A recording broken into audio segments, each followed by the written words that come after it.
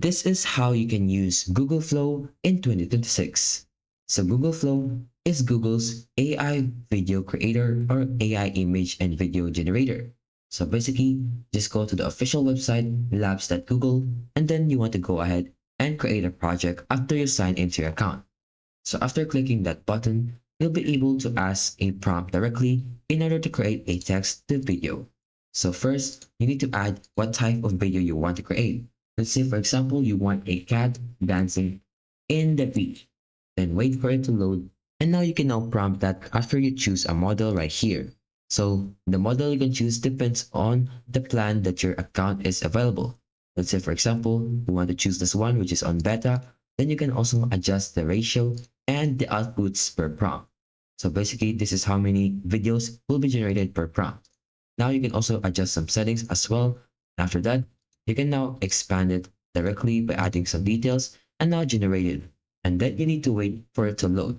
So the AI will now start generating your video depending on how broad your prompt is or how short it is or how long your prompt is. It will be specific to the detail on the detail of the prompts that you've added.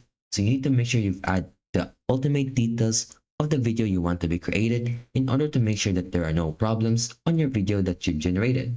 And now you just have to wait for it to load. Now after it is done generating your video, you'll now be able to create and download your video that you've asked to be generated. As you can see, there's a download button right here, and you can also further if you want to delete it or just go to the full screen or favorite it. You can even edit it to much better and add more details.